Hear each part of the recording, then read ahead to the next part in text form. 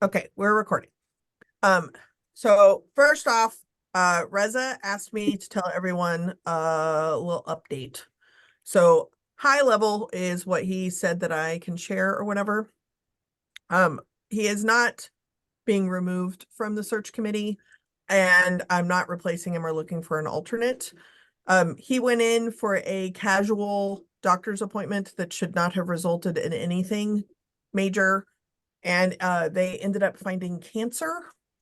A tumor, a kidney, and an adrenal gland have been removed, and he is now recovering from that, which was a surprise. He didn't even know that he was ill. So I have told him that this is not necessarily the biggest priority in the whole wide world. He has threatened to join the first 15 minutes of this meeting, and I told him if he shows up, I'm going to punch him in his face and not let him into the weight room. So hopefully he's not coming. But I did remove mathematically his scores, and he's getting caught up at work as we speak, and he will do his best to get caught up on the applications. That is the current status with Reza. He sends his love, and his health matters. Thoughts, comments, or questions or anything about Reza? Send him back. Send the love back to him. Yeah. I Send up our prayers, please. 100%. So if you're vibe checking kind of people, please feel free to send them to his way. He's doing actually quite well. It's just all been very surprising. And he he did share the very first doodle when I was trying to get us all together, the very first meeting. I was texting him like, what about this date? What about this time? And he's like, hold on, let me check. And he was doing that from a gurney in the ICU. And I was like, okay. So I would like to take this moment for this. This can be agreed upon by consensus. You do not need to respond or grade these things or do anything from a gurney. Yeah, what if they want to though? It's boring in the ER. Yeah, if you want to, opt in. But this is not an expectation coming from me or Pittman. Spend a lot of time in ERs. There's plenty of time to do stuff. Holy shit. All right. So for today's agenda, I'm going to put the link in the thing just in case y'all are actually going to look at it if you're not already looking at it. Can someone volunteer to read the group participation box so that we keep par with the culture of all the other USBG meetings?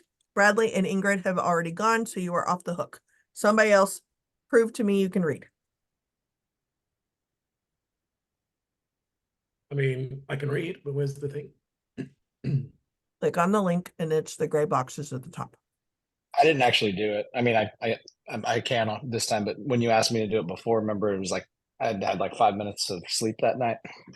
Oh, well, Right, I'll put you back in the stack for next time. John, do you see it? Sure. USB group participation. Think creatively and expansively. Be open to emerging thoughts and surprises. Be in inquiry and change your mind when warranted. See your worldviews as lenses, not truths. Listen for all voices and speak up when you have a different perspective. Balanced participation. Step forward, step back as needed. Hold one conversation at a time. Okay, we've never done that. Disagree with ideas, not with people. Nailed it. Good job. Now my mouth is full. Pittman, can you review old business while I'm chewing? While the chewing is happening, we've last time we talked about group norms, or in the past meetings, we designed the search process. We looked at some red, yellow, green lights for candidates. You can read this too, but we've done a lot of work, and the rubric. I want to thank Jess for keeping that rubric going and keeping the files organized, so that we can go in and score candidates that come in. And she's also nudging the people that haven't completed. In some ways, like she's just keeping a lot of communication going, and we're only seeing the tip of the iceberg. So thank you for that, Jess. And also you all, I loved the little USBG flavor I started to feel on last Friday when we were all getting a little snarky. And Ingrid, I think you're right. I think we'd all eat at the same restaurant at this point. Hey, we may disagree, but go on. And I did not realize personally that my notes were being shared with the whole Google Doc until John mentioned it, or Jess mentioned it, and then John mentioned it. So super helpful. they were just they're for me, because I wanted to just know if why did I say this about that person, or why did I do that? So yeah, I'm glad sorry, but I'm also glad that that became a point of comedy as well. I'd say we might choose different restaurants, but personally, I look forward to having dinner with all of you. Mhm. We at least would order very different meals, I think. I'd go Um, day drinking with 4 Palomas with John. I know. I had to look up what a paloma was. I was so excited though. That sounds delicious. With this stuff. Yeah, well, I wouldn't know. I'll have to find it. Excellent. Thank you very much. And I agree. It seems that for as nervousy as I was about how are we going to do all this asynchronously communicate, y'all have done a really awesome job of staying up to date and on track. I hope that you know that my like morning WhatsApps of like, okay, so today would take you here if you were staying 48-hour business days caught up. And I don't give a shit as long as you're relatively caught up by the 18th for the meeting. And that is the word relatively. So if you are not completely caught up, you're as caught up as you got on the 18th. Nailed it. If you get too far behind, I might eventually start writing your ass, but I watch this thing and I can tell that you're doing stuff. So great. Are there any questions or comments about the application rubric? I will answer one that I've been asked a couple of times, and that is the candidate, when there is someone who has recused themselves, I have adjusted the math. And then I also changed the math to take Reza out of like any averages or totals or something. I can always plug it back in. So that's the main thing I have been asked about the rubric. Any thoughts or comments? Is it working out okay? I've tried to check in with everybody individually. Yeah, no, I think it's great. It's a good benchmark. You and I had a conversation the other day. It's one indication, right? The total score, whether you have the right candidates or not. Sometimes great candidates will fall below the highest score. So I think as we all go through this, you should make sure that, it's just not number 1 and number 2 because they had the highest score. It might be number 1 through number 10 that you give a look at to say, do they have what we're looking for based on the profile or not? Great. Like you're a plant. Because what the main goal that I have for the first bit of this meeting, I was going to say hour, but there are a lot of people who have to leave at the top of the hour. So I'm going to shoot for the moon and see if we can get through both topics before the top of the hour. Does that sound good? Y'all can tell me to fuck off and we'll just do one of the topics. That's fine because we'll just carry it over. But the round 1 interview group just ended. So we just had a conversation, Pittman, Robin, John, and I, coming up with a draft of first round interview questions, looking at the rankings of who may or may not qualify for a first round, like what are some suggestions. And we had a conversation specific, and Robin, I don't know if you want to start with the recusal conversation, but what it would mean, and this whole committee needs to have this open conversation, right? Is that when we start sharing screens or looking at rankings or things like that, that Robin's commitment to keeping that information confidential. And then I have done enough interview processes with relationships that I also want to do something that honors whatever relationship exists between the person and the person that they have to recuse themselves from, so that years down the road, this moment in time doesn't become a wrinkle in the relationship. So I feel like we owe both of those things. So we did talk a little bit about the recusal role in the round 1 interview conversation. I would like to turn it over potentially to John and Robin if you want to talk about, like, no pun intended, the vibe of round 1 interviews, the recusal situation, and then I'm going to put the link to kind of a starting place of shared questions that we came up with that are highlighted in pink. So I will turn it over to Robin and John. Go, Robin. As Robin and John stare at each other and wonder who's going to talk. Yeah, so we had a call just before this and kind of went over who we felt should move to first round. So I'll touch on that. And then the questions, and then John, I don't know if you want to bring it home with the last part of who moves on to 2. So we decided that it would be the top 5 but a rolling top 5. So the current top 5 will get an invitation to a first interview. As more people come in and are scored, if they move into that top 5 position, they will also get, so does that make sense? That makes It's a sense. rolling top 5. So, Yeah. okay, cool. It was, Yeah, it's a the little only bit. piece, Robin, I'm going to push back on one word, is that we did not decide this. Collectively, this group is We're deciding. presenting We're it to suggesting. We you. Okay. discussed a possibility of an answer. There you go, Rob. Apologies. Thank you. Uh-huh. Yes, we discussed that we thought that would be a good move, but we're presenting it to you for decision. Yes. And then, thank you. And then we have 4 proposed questions for that first interview. Ideally, we thought 40 minutes for that first interview, which leaves us 20 on the back side of it to discuss post the interview, like fresh thoughts, and make notes that we can come back.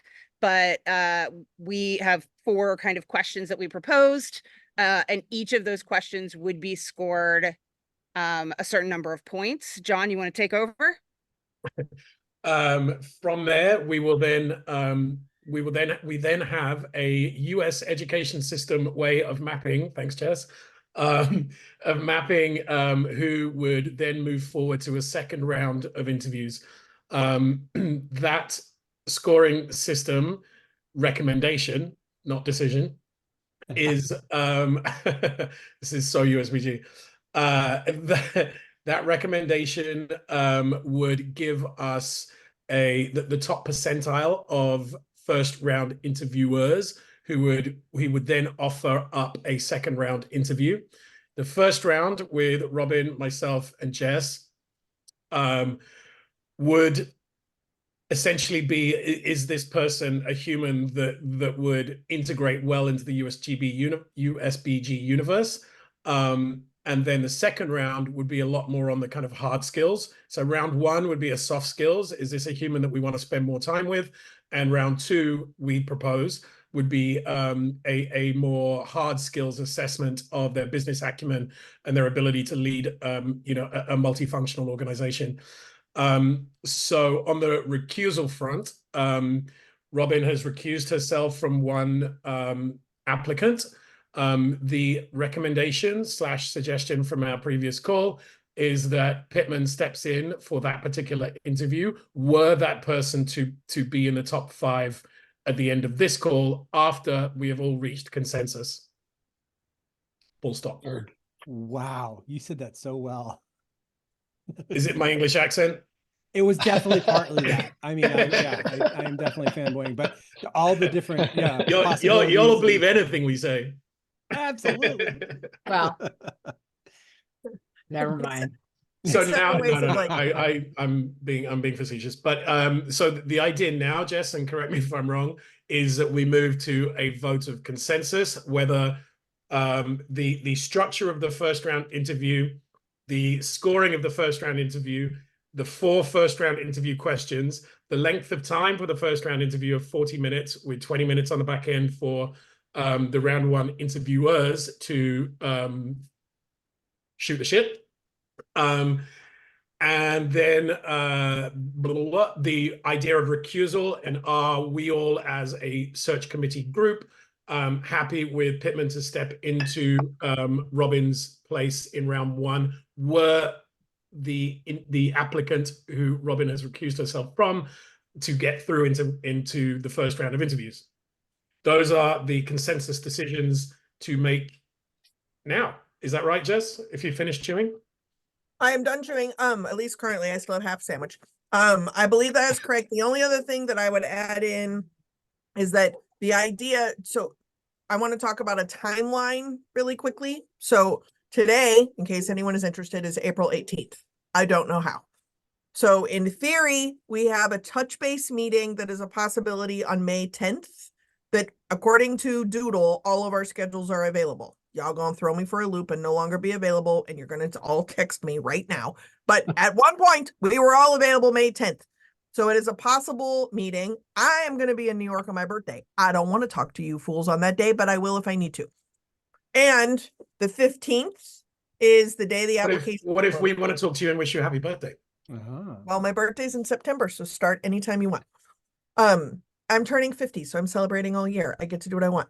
Anyway, the 15th is the application date closing.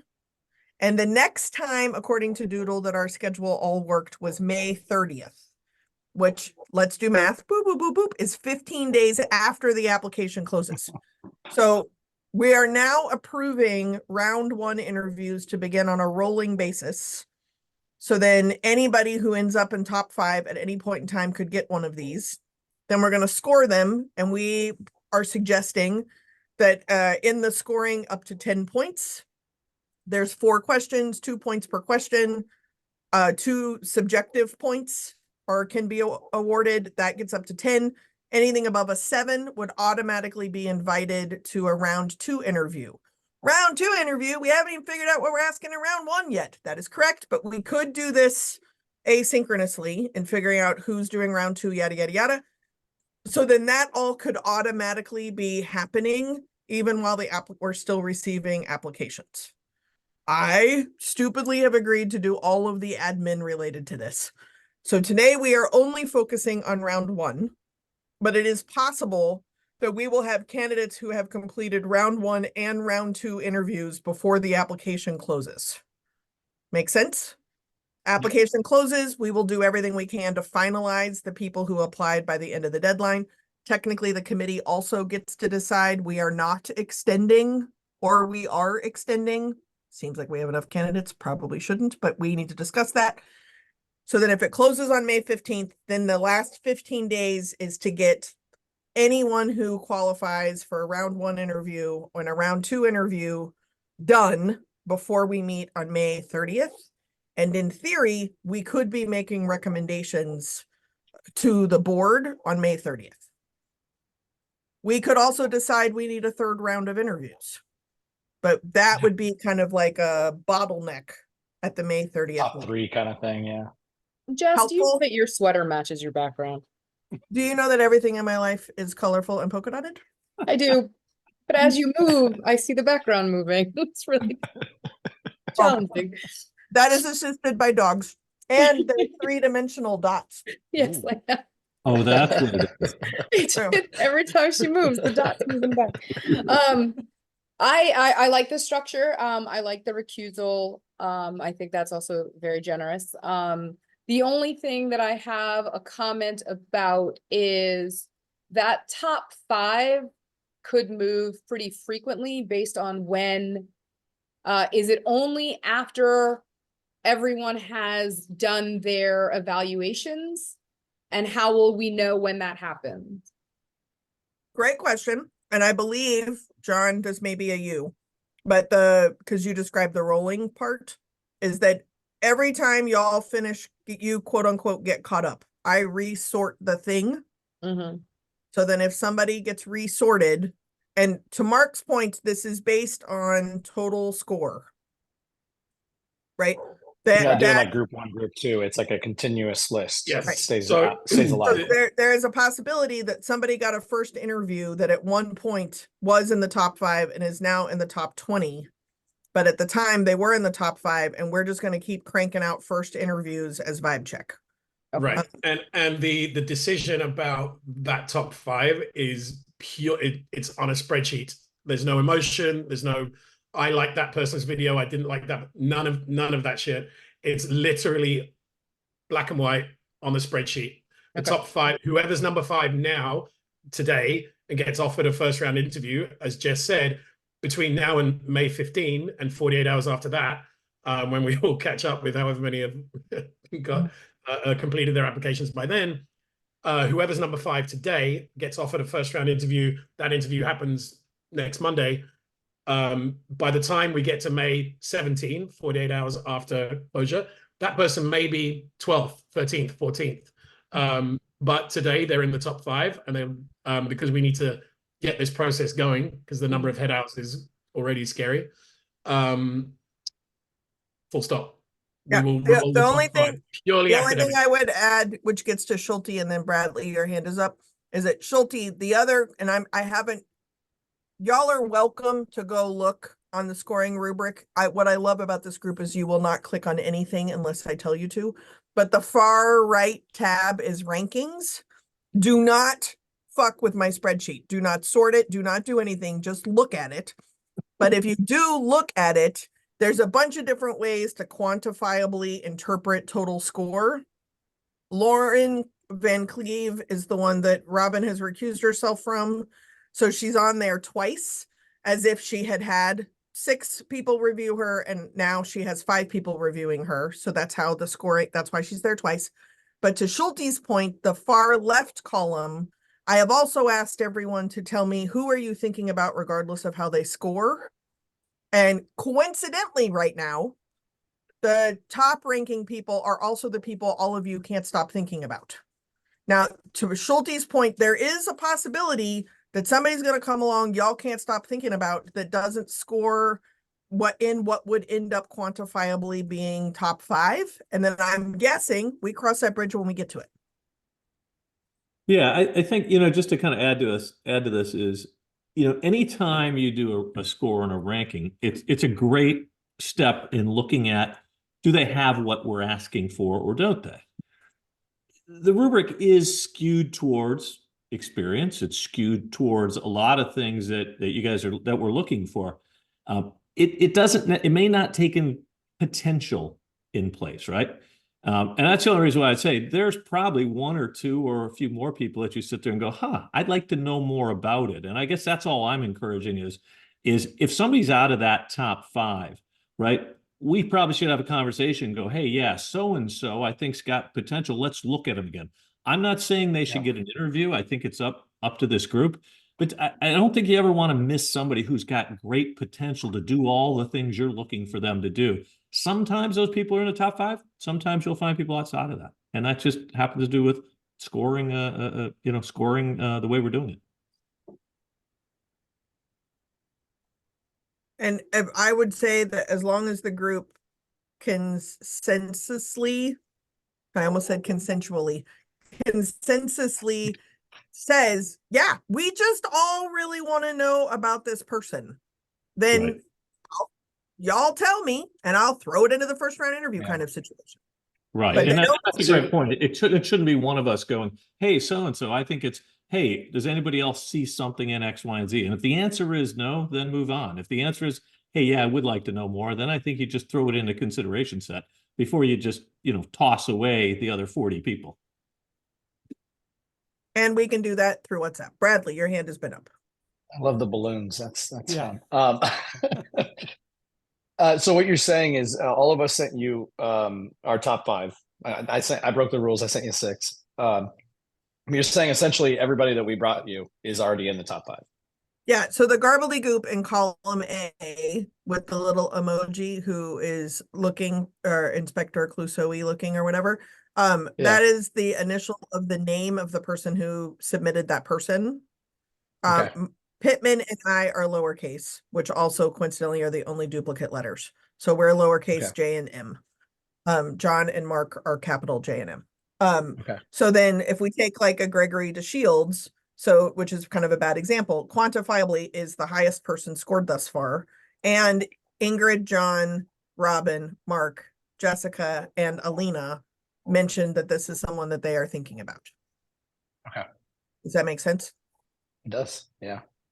I'm just curious. I think mostly the question was answered.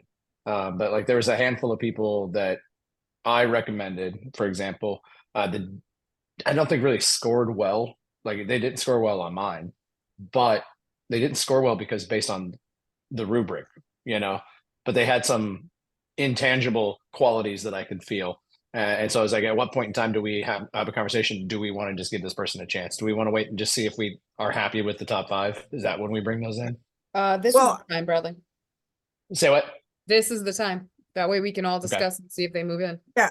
I would say that this is the time, and I would also say that tentative meeting on the 10th, which I am happy to do. I'll just be pissy about it. But by that point, we may also have some first round interviews completed, hopefully. And John, Robin, and I maybe come back and be like, y'all, we didn't get it.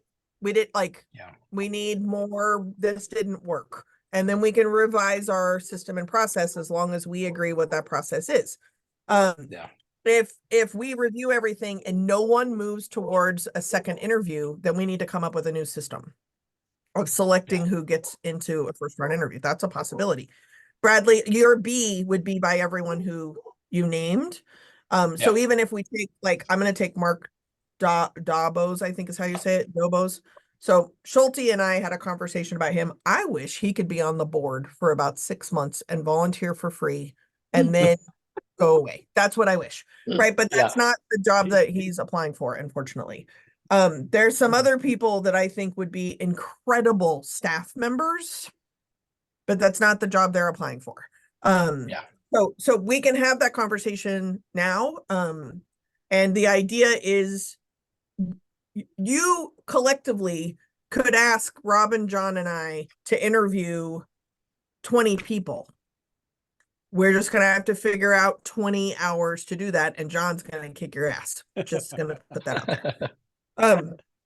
But each one of these is an hour, right? But we're also trying to find an executive director. So that's what we are all deciding on. I would like to say we may still end up interviewing 20 people. We just don't want to start with 20 and do a rolling 20. Oh yeah, for sure, Right. for sure. Right.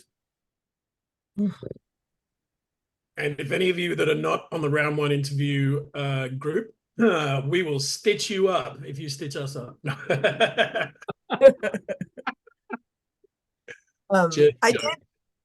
In case it's helpful to kind of do both at the same time. If like, oh wow, I don't know what I think about this, so now I need this. I did put the starting place questions that the first round folks kind of dreamed up as first round questions. The only one that I would add is that, like, as we're kind of getting warmed up and fuddling with microphones, as soon as the candidate's microphone is live, one of us asking, where did you see the job posting? So that we can get actual information and feedback in case we have to do this again. Where should we be posting the ads? That's the only other one I would add. Okay. This is the raucous conversation time. PS.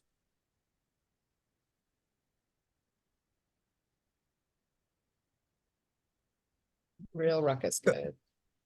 Go forth. We can move consensus if everyone's quiet.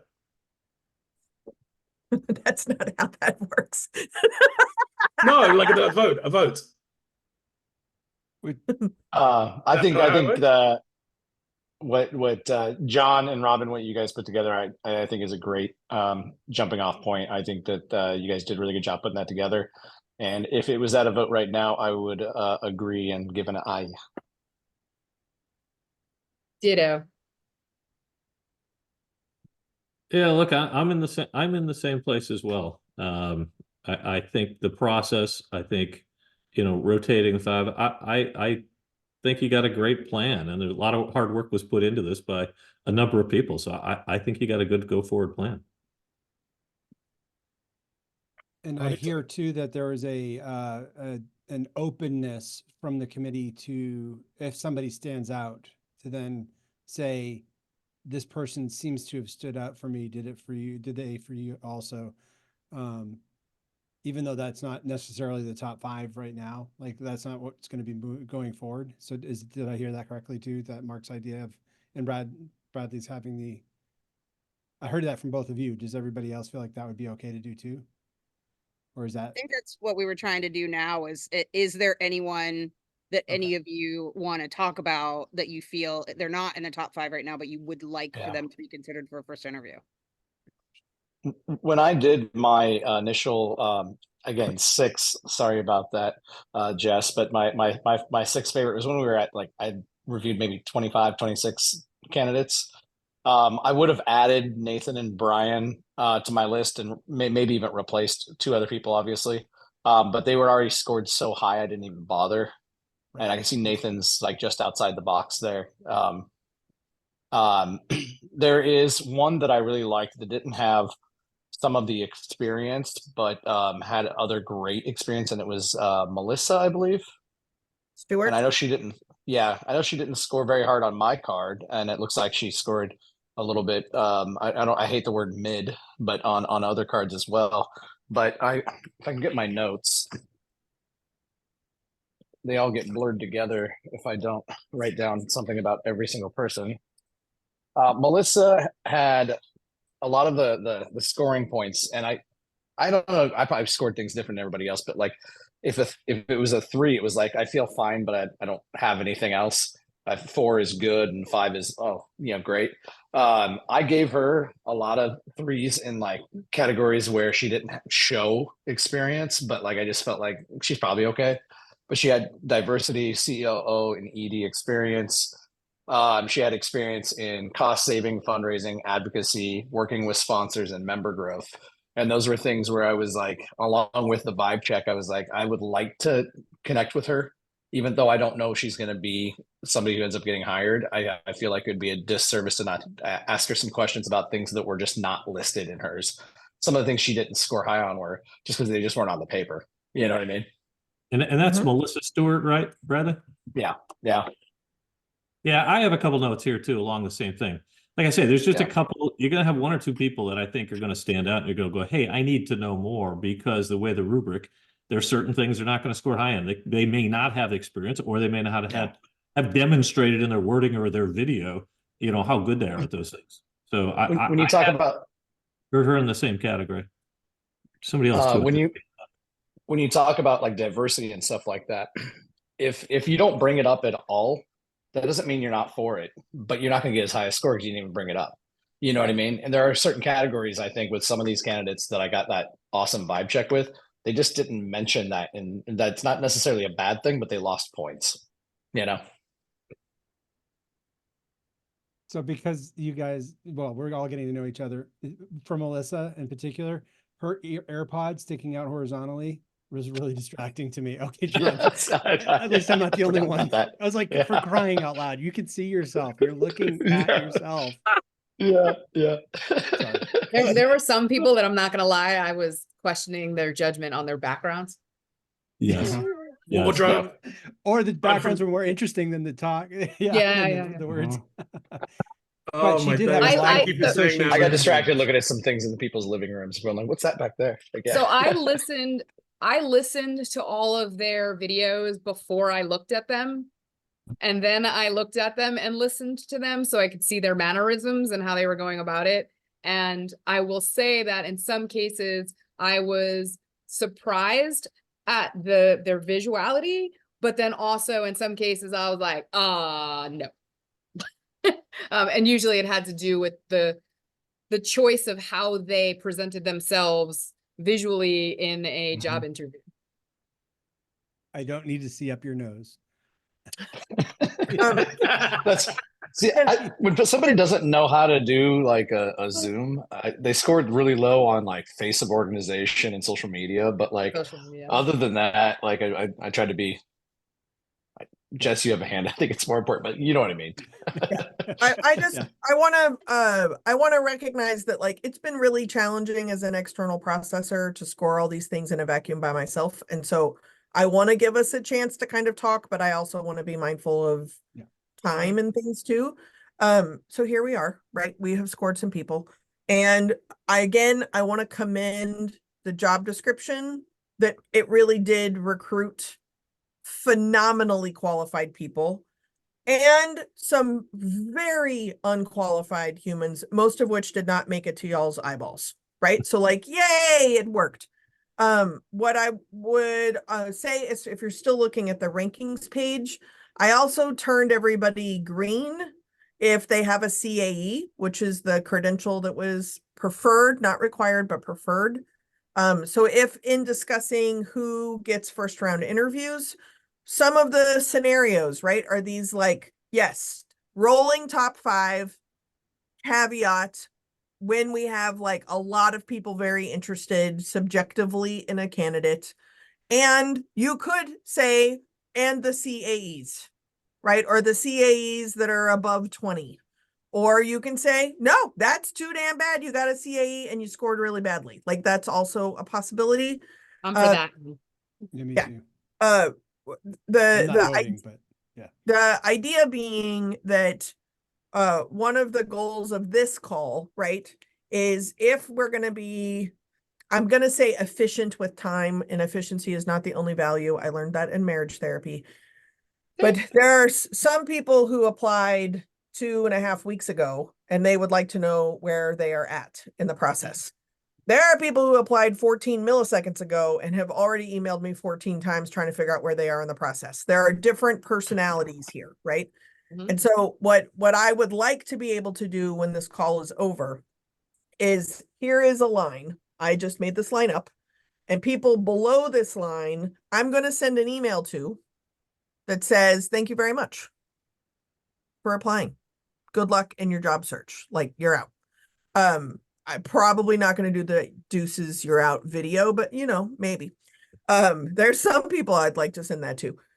So then if they're above this line, they don't all have to get first round interviews. They could still be in this like subjective nebulous land because you're thinking about them.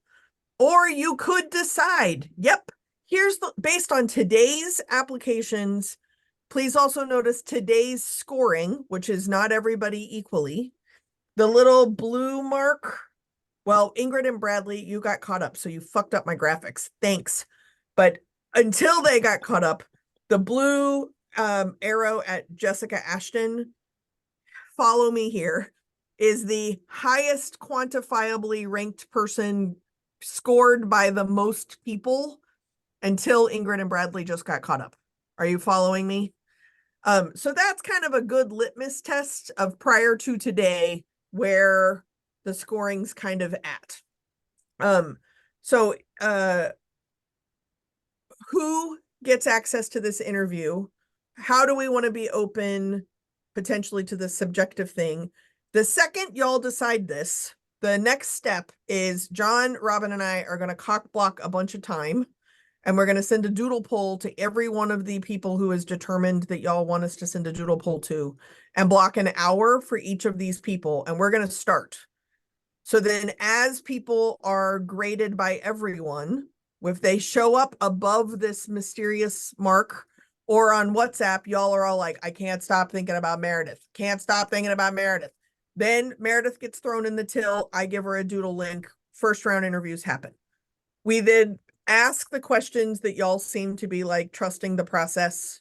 If you look, I've already added a new tab to this spreadsheet, which is the score sheet for first round interview. You are welcome. Then we were suggesting people to score above a 7 at the first round interview could be offered a round 2 interview. That is a conversation we're going to have on another date, but a 7 or higher moves it along in the process. That on a macro level, does that sound agreeable? Robin, I see your hand, but I don't know if it was about this or something else. I just had a suggestion for a possible solution. I will lower my hand. What if, and I know obviously this goes until the 15th, so we might have to do like a couple of benchmarks, but if there are people that people on the committee are really passionate about that didn't score well, they can send, I don't know, maybe they're, and Bradley, don't feel bad, I only gave her 2 names, so you balanced me out. So if there's somebody that you're like, oh, like, I know they didn't score well, but I just have a really good feeling or whatever, we send those names to you, Jess. They don't get the you're out email, but they don't get a you're in email either. John and I do some first round interviews in the next week or week and a half. And depending on how those go, we can regroup and go, all right, well, that was a disaster, or that was great. I really think we need to go off the scoring, or it was a disaster. Let's bring in some of these people that folks are really passionate about. Did that all make sense? That sounds great. I Yeah. 100% on board with that. That way it's kind of both. It's like we're using the rubric for its purpose. That'll also give us a chance to go, okay, is the rubric working? Fair. And if it's not, then we've already got this group of people that the people making this decision are like, based on the rubric, maybe not, but like based on my gut and what I think, I actually think that we should give them a shot. Because there are a couple people not in the top 5 that I was like, maybe not ideal, but definitely qualified. Mhm. Yeah. So Yeah, I agree. Bradley put in the chat suggestion of below 160 gets cut unless voting member recommendation. So I'm gonna friendly amendment Bradley's chat, and that we pick an arbitrary line. There's still this subjective cream Movement. filling area that doesn't necessarily get a like thanks but no thanks. So now we need to determine two lines, right? So one line is definitely gets a first round interview, and the other line is definitely gets a please do not contact me again email. And then there's like creamy filling in the middle. Great.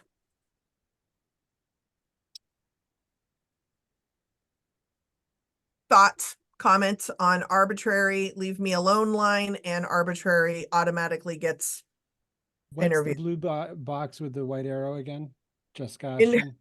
Well, before Ingrid and Bradley fucked with my life, that was the highest ranked person that everyone except for Reza had scored.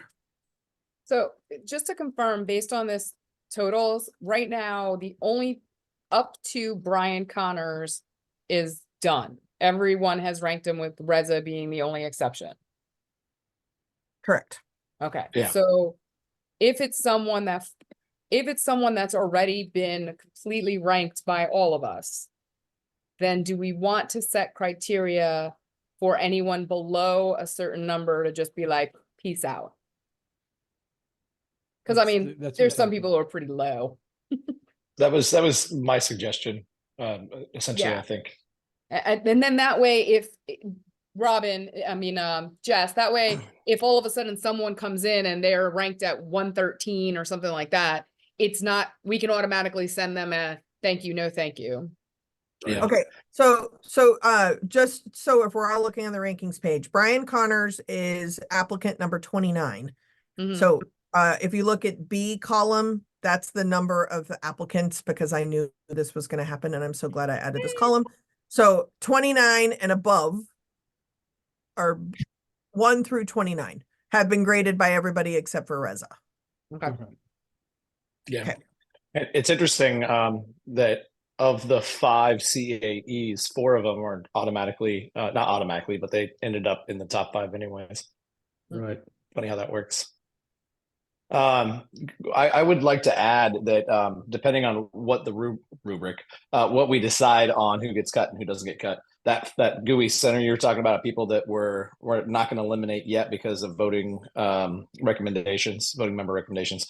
Can we send them an email that says, hey, we're still processing our first round of interviews. We'll be in contact soon, something along those lines, just so that they know that, like, hey, we haven't eliminated you yet, but we also haven't forgot about you.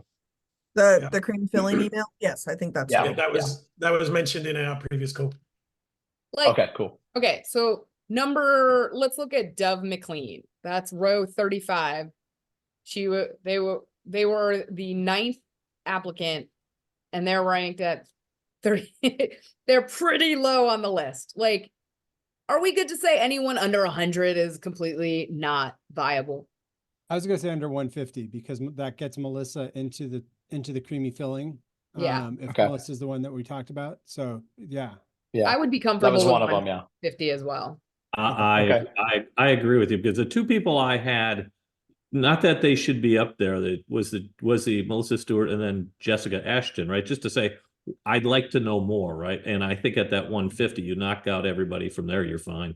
Yeah, because Yeah. everyone else was, to me, they like, some of them would be great board members, some of them would be great development chairs or HR Mhm. in one case. I really like Scott Stevens, but not for the job. So then that way Yeah, at if it 150, it knocks them out. Except, yeah, Yeah. everyone that's been completely, So I just made a kind of reddish color for Great. everyone who has been scored by everyone who seems relatively lowish. Yeah. So I want to ask specific questions about Nathan, number 28. And probably I guess Nathan is the main one. So 3 people were thinking about them. They are, of course, at that magical cutoff point. do they does Nathan get a first round interview? Sorry, is he line Nathan's ranked- 28 or applicant 28? Yeah. Applicant It's 28. row 7. No, he's Okay, ranked good. number 5, so he should get one. Nathan Yep. Ridenour, he's ranked number 5 if you look at the column for ranking. Yeah. Number 6, technically. Technically 6. Six. Yeah, the cutoff is 150. Even though the No, rank is because 5. Lauren's ranked 12. She's just up there because she No, has Lauren a is- CAE. Lauren, hold on. Now I'm doing color things. I colored in the Okay. top 5 in green. The names are green if they have a CAE. Lauren does not have a CAE, but she is currently in the top 5 because Robin recused herself. So instead of 6 reviewers, it's 5 reviewers. Okay.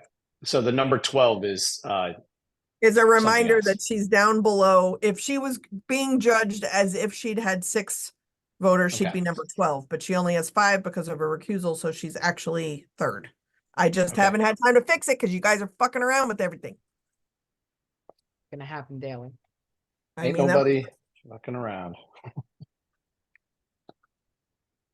Okay, so Nathan's technically number 6. I'd say we should interview him, but I'll let the group. I'm There. for it. Fixed I'm it. for an interview. I agree as All well. the people that aren't doing the interviews are saying that they're open to it. I'm I'm hearing though that like we've said the top 5 and everybody was fine with that. So why would we make this separate this divot Uh, change for Nathan?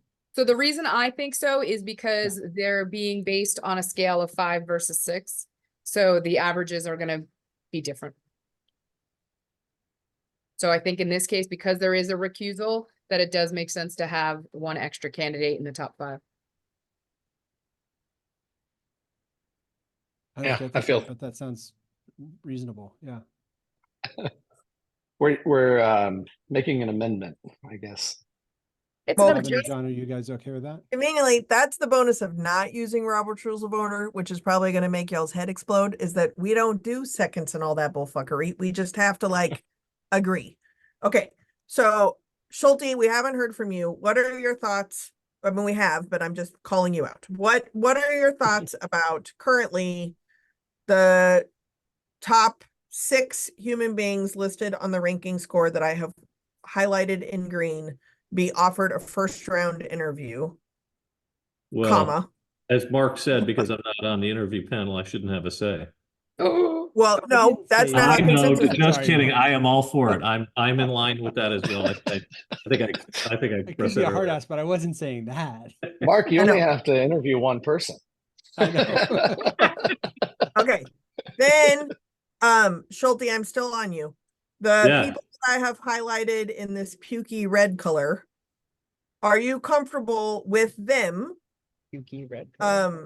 getting an email that says, thank you very much, but you're not moving forward in this process? Yes, I thought I said that too. I'm all for it. Anyone below 150 can go. That's absolutely right. Okay, but I can only do those people because they're the ones who've been graded by everybody. Oh, I see. Okay, right. So some of the people that are below 150 will go up potentially. Yeah, because they're Once- ranked low only because some people have scored them. Right. Okay. So or- the GUI creamy center exists right now because not everybody is caught up with grading. And we have created a GUI creamy center.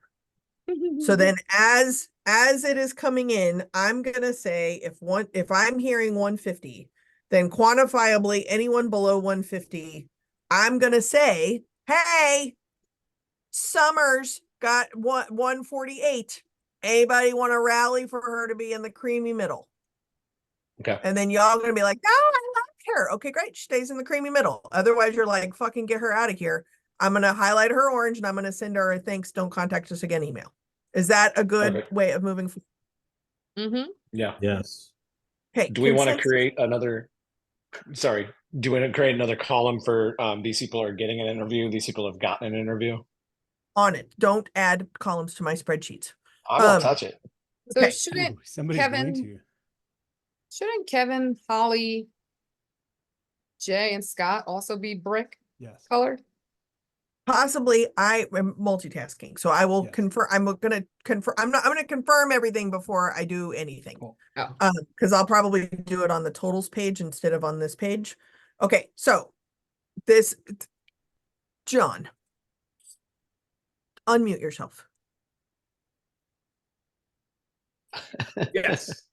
Okay. When everybody has graded everybody, which by the way, if Reza gets caught up, this could totally change. So I'm going to have to check with him to find out, are you actually going to get caught up? And then as he's getting caught up, I've asked him to be in chronological order or this priority because of how the other scores are happening. So stay tuned. We'll see what happens there. But for right now, we're going to pretend Reza is not in the math. Okay. So John, you unmuted. Good job. Do you reach consensus that quantifiably total score under 150 is going to get a notification in WhatsApp from me that says, hey, y'all, this person scored under 150. Are we good making this person an out? And then y'all have a chance to argue or not argue. And then if you argue, they become a creamy center. If you do not argue, they're going to get an out email. I will probably wait a day just in case, because it'll take that long for y'all all to comment. Then they either get the out email or they can stay in the creamy center. We can revisit the creamy center once we have done some first round interviews to determine what we need to do in the creamy center. And the people who are definitely getting round interviews are the top 6 candidates, because there's one with a weird recusal. So we're doing top 5 plus 1. John, what say you? Approved. Approved. Do I need to say anything else? Bradley. I mean, that works. That works. I actually vote to stop saying creamy center. How's that? Would you prefer moist center? Moist center? Yeah, damp. The safe space. Right. Bradley, do you have anything to add or thoughts that didn't get represented in that kind of summary? Nah, I'm happy. Thank you. Pittman? Hey, oh, go ahead. Oh, go Schulte. No, go, yeah, go Mark. No, I was just, Blah, blah, blah, blah. no, line 29, Mark. I don't know how to pronounce his last name either. DeVos.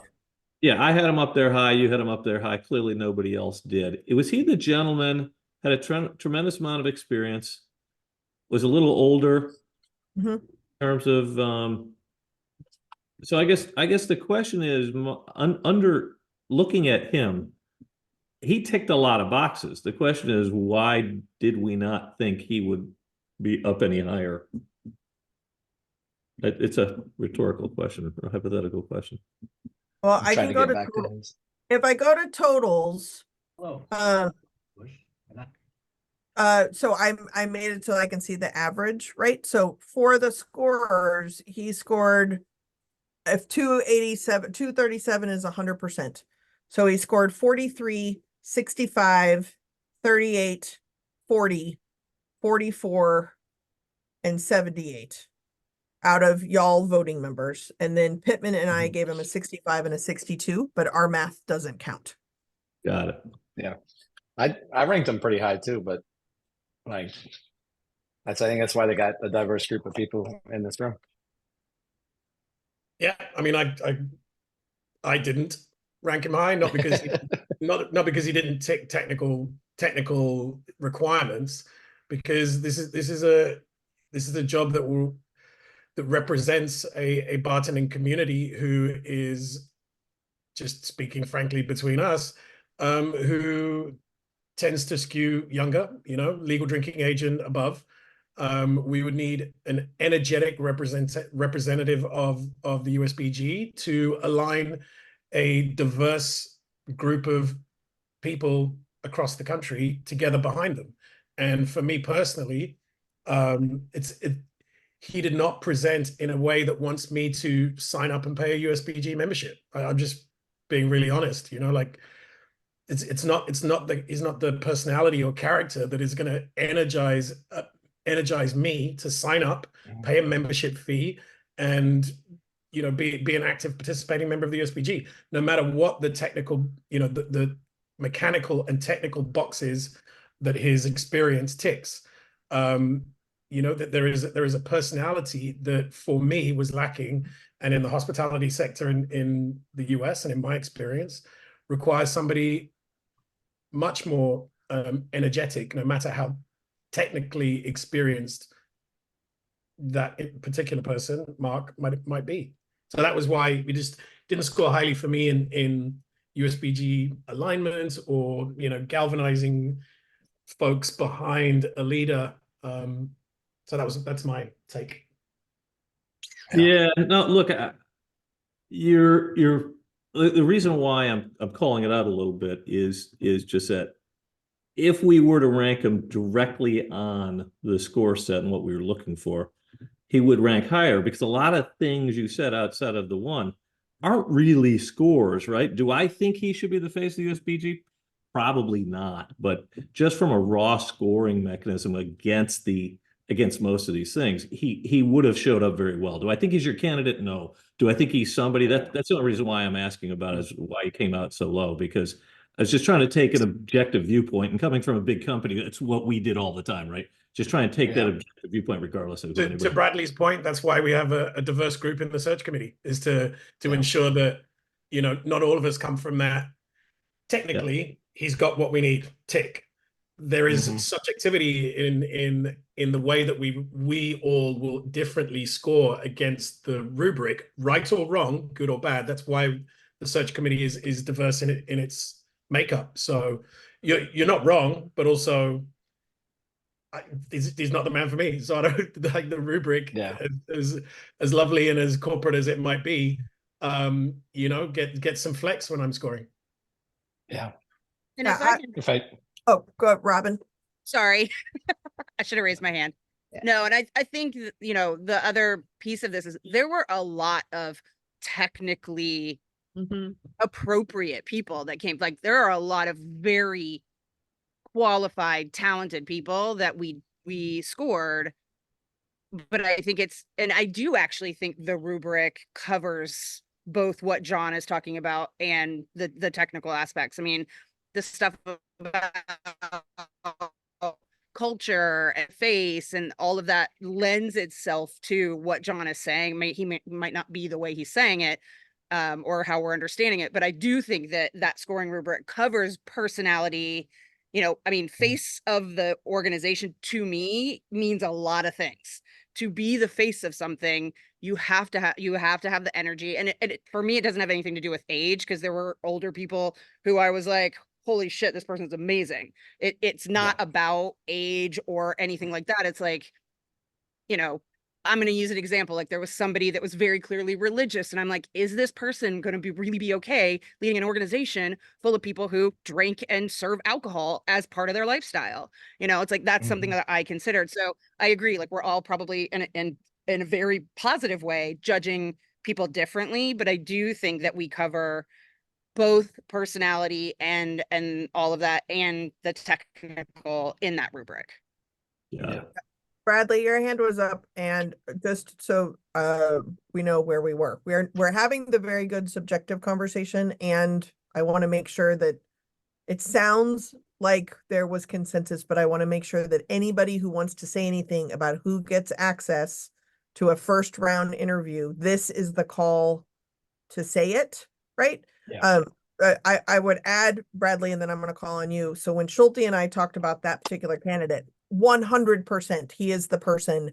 If I could put someone on this board of directors before a new ED comes in to like crisis management, rebrand, get some money in here, get some members in here. Who are your stakeholders? What are they doing? Like, get that happening. It would be him 100%.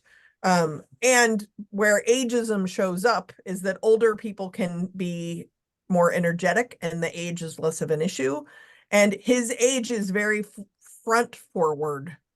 And part of that is also he has gone into a million associations and far worse position than the USBG and turned them around.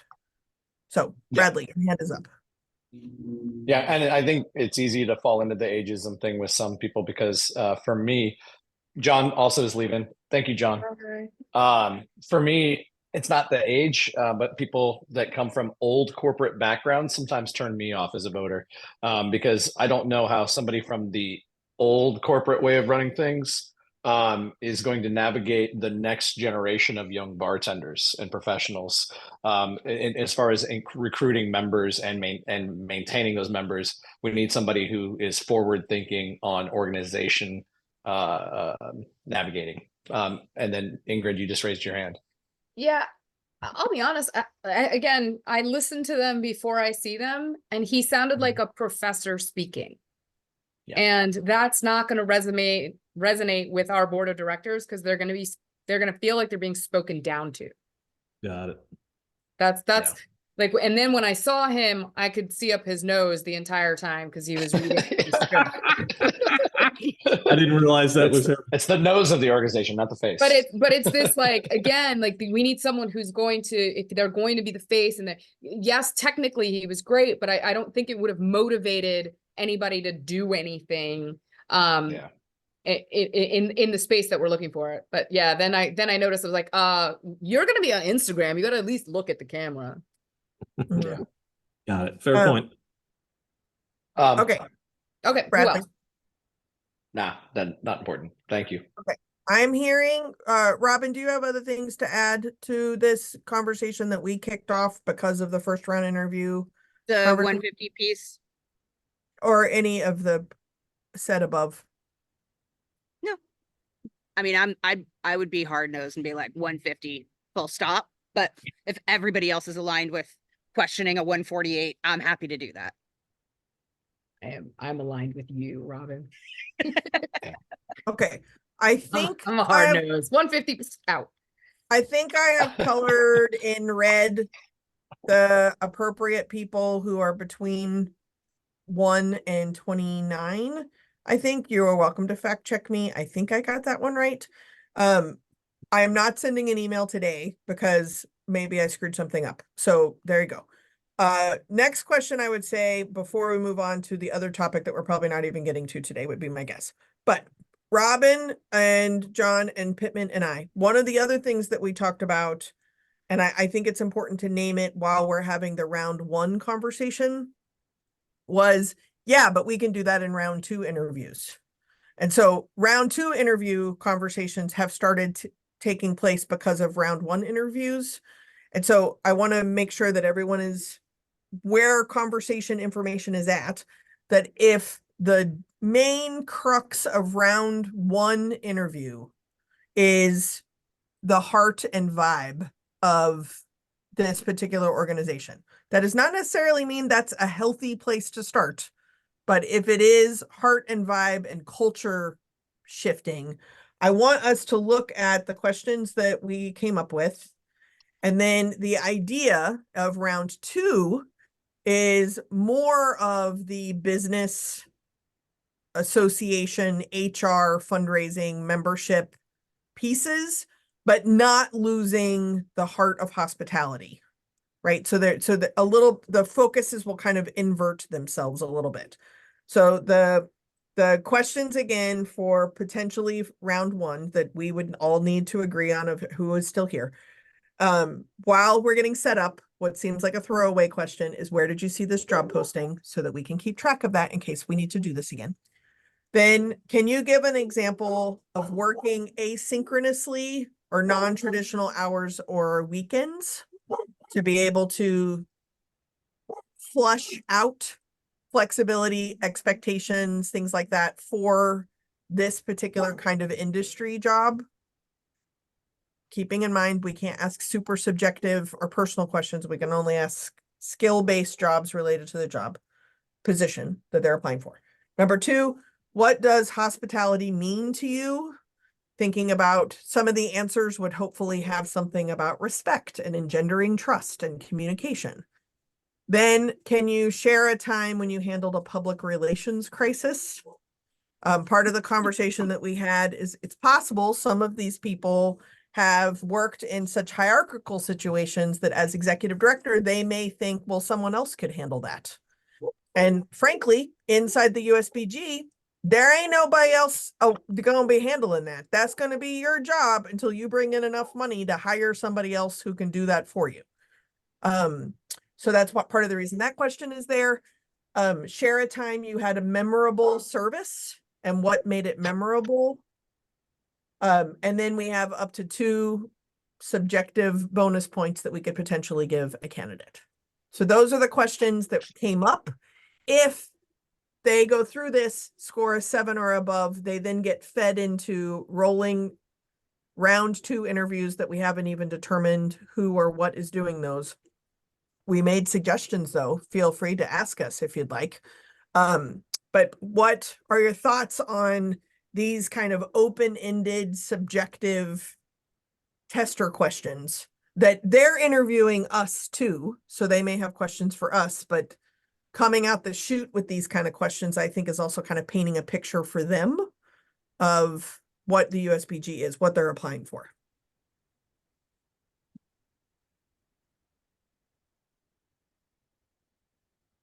Bring on the conversation. Just a quick thought. I think if you're trying to, I think the objective for round 1, correct me if I'm wrong, right, is to get to know them, see if they're a fit within the USBG, right? And understand what they can bring to it. Is that what you're trying to get out of round 1 versus round 2? Possibly. We are deciding that as we speak.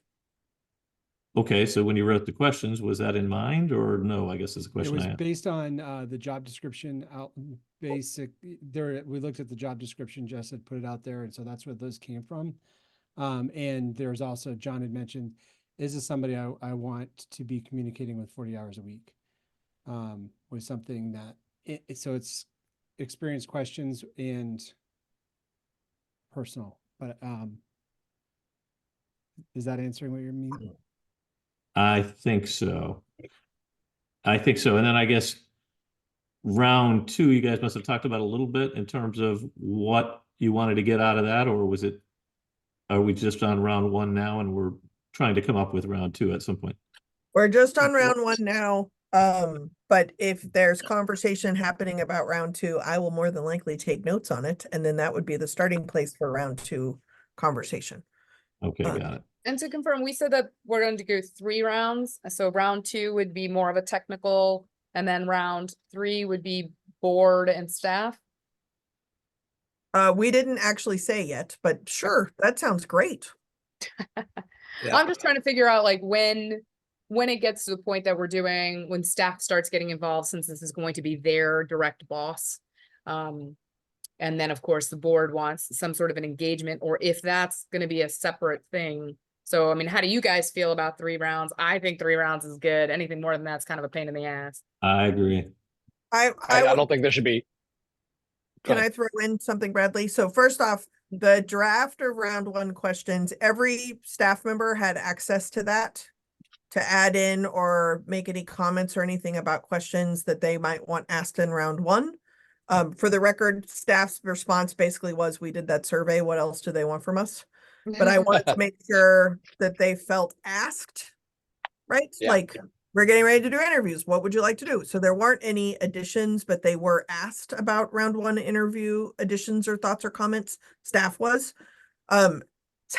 This comes back to timing, right? So maybe we have to ask what round 2 is, or is there a round 3 after we get some round 1s under our belts? And so if there are candidates that survive round 1 and we're really stoked about them, we might not need 3 rounds.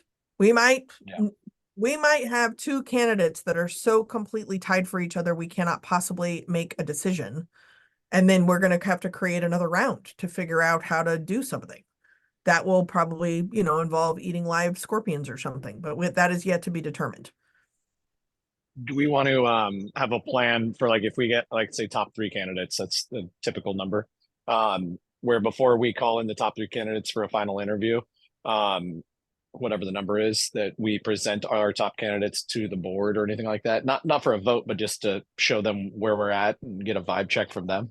Yeah, also to be determined. So technically speaking, the search committee would come up with whatever their top candidates are. So that we have not even said there would be 3. There could be 5. There could be 2. We present Numbers arbitrary. Right.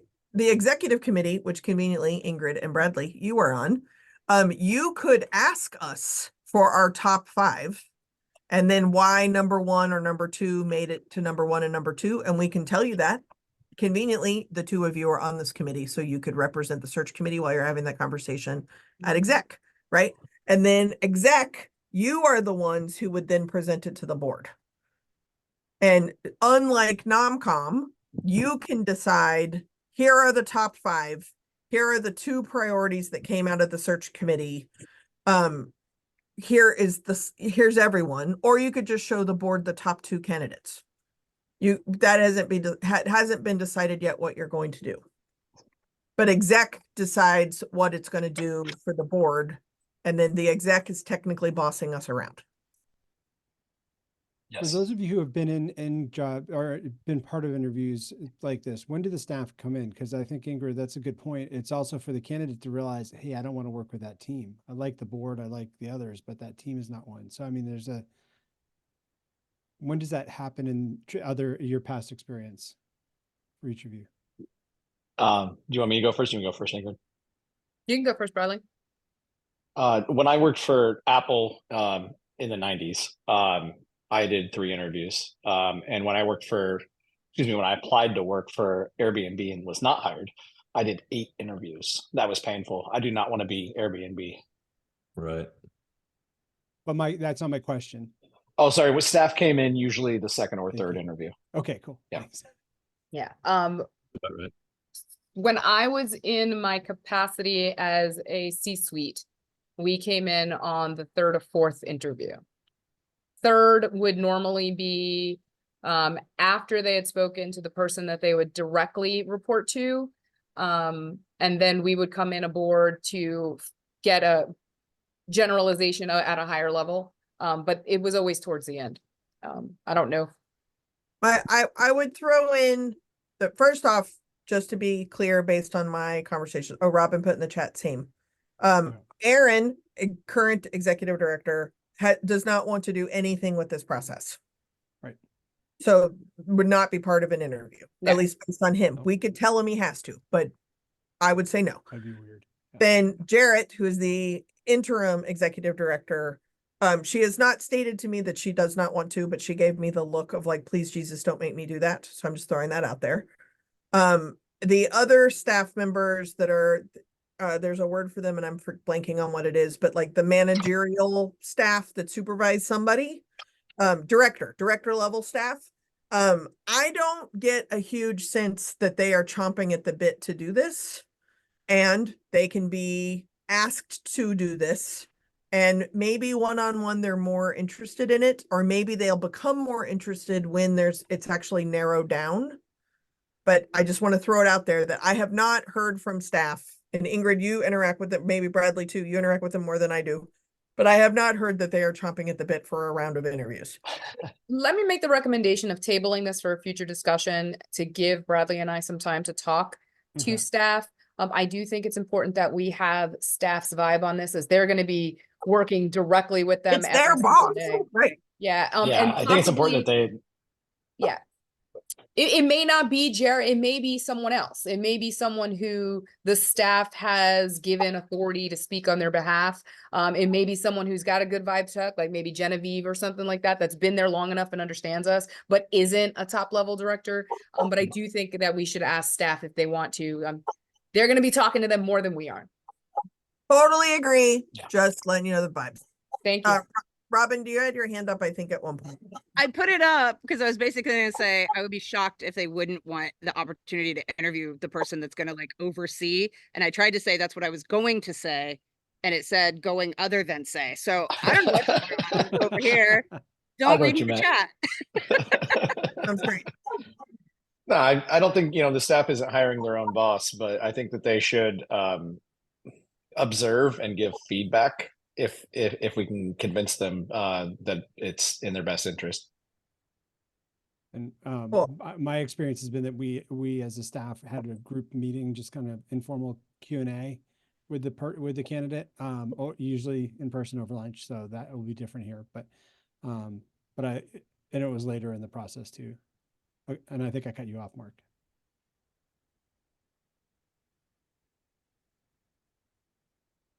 Did I cut you off, Mark? I don't think. No, Can you hear, not Mark? yet. Oh, okay. All right.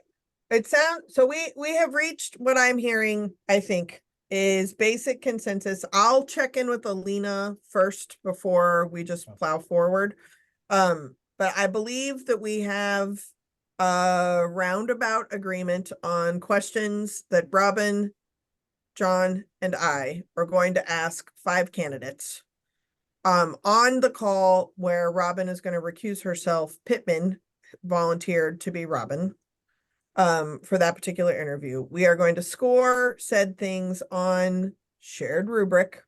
Anybody who gets above a 7 is going to end up, I see what you did there, Mark. You put on a baseball cap to look like Robin. They get a 7 or above, I'm going to make another tab, and then that tab will be round 2, and we will cross that bridge When we get there. at some other point. Yeah. Sound decent? Sounds decent. Yep. Hey, just one question, and maybe you have thought about it, maybe it's in the plans here. You've got a candidate pool that's coming in, probably doing as much research as they can. They've read the profile numerous times. They're excited about getting an interview. Is there enough in here and a question around, and do you want to ask them, right? What ideas and plans have you thought about to accelerate growth, membership, and fundraising, right? Do you really want to get into the meat of it here that is very specific about what they may bring? And I ask that just from a standpoint of, nowadays you get a lot of people that bring in a 30, 60, 90-day plan. Here's what I'm going to do, etc. You also get a lot of people that don't necessarily do that. And if I was sitting there interviewing, that's going to tell me a lot. It's going to tell me how much they've thought about it. It's going to tell me whether the ideas are any different out there than maybe what I have today. It's going to tell me how energized they are. I mean, it's just a lot of things you can learn from that. And you might have it in here, maybe I've missed it, but that's one thing I would consider, just to make sure it's part of either round 1. And if it's not, it's a great question for round 2. That's what I heard. Yeah, hearing too, is a good round two. It's interesting. I was thinking of something like that, and it did not come up in round 1. I do not believe you missed it. And I'm wondering, and Robin and Pittman, Robin, you pretend you're John, so you can be both people. I'm wondering if inviting people to a round 1 interview, they could do a short video of like, what's your first 30 days? Right? Or like, revenue and membership, both are issues. What are your thoughts? To give them a little bit more of a prompt than an intro, we could have them do another video. For the record, I just gulped at the idea of navigating more of these video links for people, but most of the problematic people are not going to make it to the round 1 of interviews. What are your thoughts on that? I would have them present it, not a video, like have them actually present it to us. It's like how we interview brand ambassadors. I mean, and talk about being the face of something. Have them present that. I love that question, by the way, Mark. It's a great question. And I do think it does help get more to the meat of what we're looking for. But I think if we can phrase that as something that they present at the open, and then we can kind of ask those more like what I'm calling the heart-driven questions and hospitality, because a lot of them talked about having a connection to hospitality, but it's different being involved in an organization driven by hospitality and growing up in Las Vegas. Like, sorry, they're 2 very different things. So Also, have you guys considered, because we did it obviously in the application phase where it was, we threw in a kink, like do a video.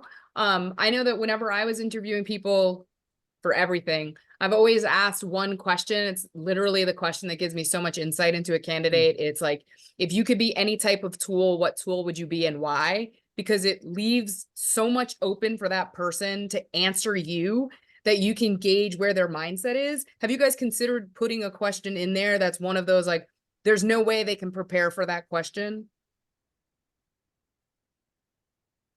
yeah, I think the biggest concern with the questions was with 40 minutes. Yeah. People love to talk about themselves and just talk.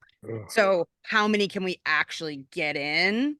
And technically, legally, we have to ask every candidate the same questions. Yes, of course. So it's sort of like, it was like finding a balance of how many questions do we really think we can get through in 40 minutes. Okay. But I used to ask people what if they were a cocktail, what cocktail would they be? So same vibe. Yeah. Different. So I want to get Mark's point. I think that's a round 2 question. I think that's way too much to ask for a group that doesn't even know us, or we don't know if we want. Right. I see a lot of nonprofits trying to get free consulting by having everybody send their plans detailed plans for fundraising and marketing, and then not hiring anybody, but, chat GPTing all of them together to create a plan. And, so, Yeah, I Yeah. look, like everyone else, I've done a lot of interviews, and you're looking for someone who is going to come in and use their ideas and glean information from everything that's out there. Wherever these people are, they've done a lot, they've done their homework, and you can see the ones that did their homework on these videos, and you can see the ones that didn't. But I think somewhere along the line, and like I say, I'm not married to whether it's one or two, but I think the ultimate outcome is, yeah, we've got somebody that's energized, somebody that's got ideas, somebody that's going to run through brick walls, somebody who has thought about this to the nth degree. And I think however you deliver that, a question of that nature, I think is what you want, because that's what you're trying to get out of a lot of these other questions. I wouldn't hesitate putting somebody on the spot. You are paying a couple $100,000 a year. You're giving them one of the Yeah. greatest jobs, I think, that exists around here. So I guess it's really all about what you expect at what point in the interview, right?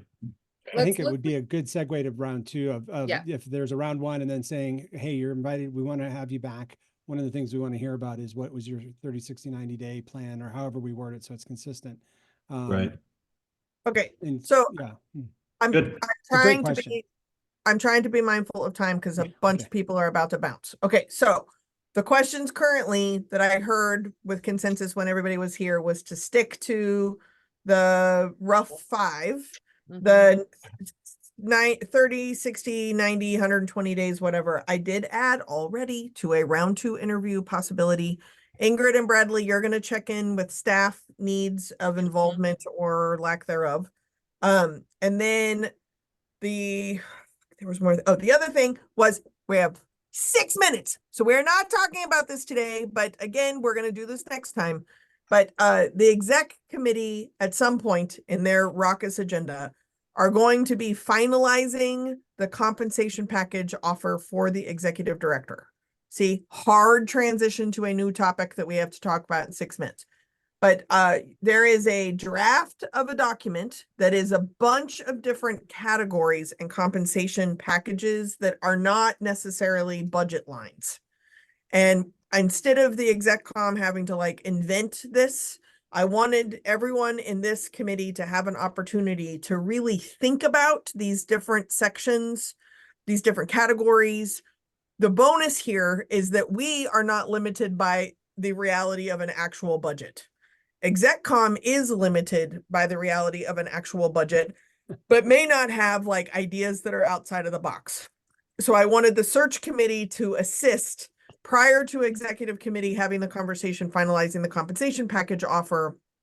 Are there other things specifically, and bonus, things that don't cost tangible budget line money, that could be part of this compensation package? Because back to the applicants, my opinion, I am not a treasurer, nor am I on exec. Okay. I know Ingrid and Bradley, you are, so you are off the hook of having to say anything in this committee in this context. But there is no fucking way that we're going to come out the chute with the highest salary to start off with, because I don't think the USBG can afford that. So then the other categories need to be compelling and of excitement or interest, and or the compensation directly linked to a competitive sense of self, that you bring in enough money, you will start making more salary, right? Like I'm going to put that out there as like a wish list. So if that's the case, if you can look at the compensation categories and what other kind of things you could be thinking about, that might be very, very helpful for a conversation that luckily the search committee does not have to have, just those two idiots do. Does that make sense? That's why I wanted to bring it up as a topic. Obviously, we're not going to fully talk about it today, but that's why I wanted these creative eyeballs, not limited by reality, to really look at it first. Questions or comments about that homework assignment that I am now assigning? I think the short answer is it makes sense to offer bonuses, performance bonuses that are directly linked to increased revenue for the association. Now, the longer conversation is discussing what those, limitations and rules to get there are, and how much money those bonuses would be. But I think that's the obvious thing is we can't give more money unless we make more money. So it's got to be tied to that. Yeah, and we don't have to decide that, but I wanted to No. offer our support to executive com to have that conversation. Increased and retained membership, increased revenue streams through non-membership dues, and successful launch of Academy. Those are the three categories I think that make the most sense. Yeah, and I like that it's not just tied to fundraising. That's good. Yeah. Awesome. 'Cause that- Okay. Okay, so I just want to call out one thing. Round two, the way we were doing moving forward, round one interviews are happening, and round two interviews may be happening in the next week or two also. So the Round two can't happen until we have questions and who qualify, like, but we need to be getting that ready. And so it's just, should we not talk about who's going to be doing those, or should we, or is that going to be until May 30th? Can we discuss that May 10th? yeah, I'm imagining it's going to be WhatsApp conversation or May Oh, 10th. great. We have Yeah, I think two- As long WhatsApp as is we the have a right place for it. Yeah. Yeah, we have Yeah. 2 minutes left of this meeting, so that's I why. know, I but we did have do 3 that. people that aren't in round one, so we could just appoint Yeah. them. Oh, I know. I have preferences. You did not ask me who my preferences were, Pittman.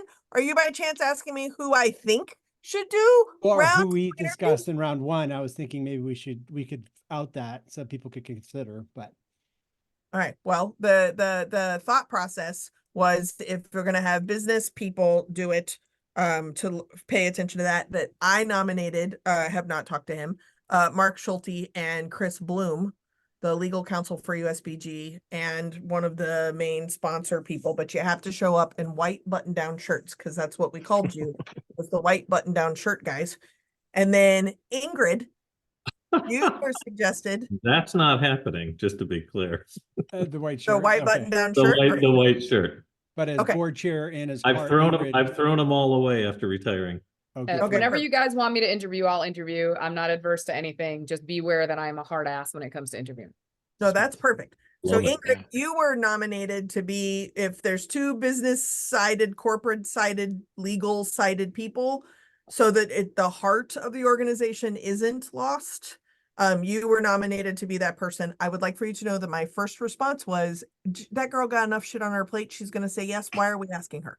And it was unanimous because you would be able to be a hard ass, hang with the big bros, and not lose the heart of the organization. So that was And you were the round board one's chair. committees suggestions for round two committees.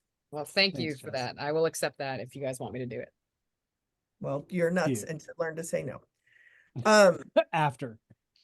So you Don't just get me wrong. paint I'm the also kettle- a you just control paint the freak, kettle, and this is Jess? the person I'm working with. So That's true, bro. Were there any edits while people were micromanaging me? Are there any edits to the people that I turned red that I I gotta need run, to guys. say bye? Bye. That Thank I you. need to say thank you very much, goodbye to? Well, we said 150, and I see people that have like scores of 152, 53, 54 that are turned red. So I don't know. Yeah, I was surprised by that too. Oh, I see, because I did the thing, I did the number, I did old. That's why you don't send emails automatically. Bye, Robin. Bye. See y'all. Bye. later. Thank you. Robin. So an average Thank you for above saying that, Bradley. Yeah. All right. Got it. Okay, now these are not red 50s. 150s. Okay, so those are creamy middle people. Yep. Yep. Okay, I'm gonna talk to Alina first, Great. and then I will send this. John and Robin both sent me their calendars. Pittman, I have your calendar, so Yeah. I'm gonna try and figure out that one And I can interview. push things when Lauren comes in. I'll try to push things to make it work too. Okay, well, I'm gonna make one doodle for John and I, and then when it is Lauren's turn, I will cross-reference your calendar, Great. hopefully. But I might text you in semi-real time of whether or not you can cock block something. Awesome. Thanks for the heads up. For the record, do not text Pittman. Well, it's the 27 in a row. That's the I have lots of thoughts at one time. It's like you're dizzying. I'm I like, was trying to figure out how to never do that. sync. How do I just silence one mute one person, and I can't figure that out on my iPhone. So Don't silence me. That would hurt. Okay. I've- This Hey, Um, one quick. Sorry to drag us over. One quick question. Remind me again. What's the what's the target hire date that you're looking to fill the position again? We do not have a target hire date. September. Aaron's last day is June 30th. Yeah, Jarrett is the interim until someone is hired. got it. I My yeah. pinky swore Jarrett that I would try to make her interim stay as short as possible. Yes.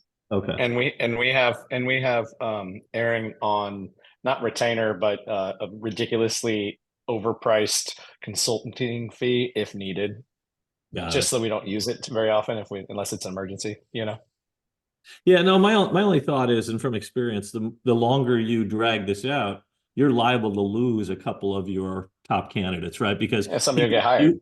yeah, people are usually looking for other jobs at the same time and not holding out for 4 or 5, 6 months. But it's just something to think about as you go forward. Oh yeah, no, Yeah. my hope, fingers crossed, my Yeah. hope is that the new person is starting their job in July, Got it. Got it. maybe August at the latest. Got it. That would be great. Yeah. Yeah, that'd be awesome.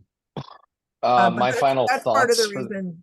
That's part of the reason we're trying to do rolling firsts, Right. is to get this started. Sorry, Bradley, go ahead. That's okay. My final thoughts before I log off is we keep calling it the GUI Center. The lowest scoring qualifier right now, his name is Shane McGUI. So I say we call it the McGUI Center from now on, but that's just me. That's very funny, by the way. Wow, That's amazing. on the nose. It might be McGUI, but I'm gonna say it's McGUI. Oh, Yeah. but technically that might not be true. See, this is where my colors got wrong, is that Shane and Lisa have not been scored by everybody. Yeah, okay. Oh, yeah. But if Oh, they get scored and they're still in the McGUI, then we're gonna call it the McGUI.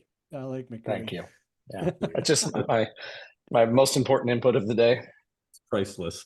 Yeah, Absolutely my you God. stuck the landing on that. That's great. Okay. All right.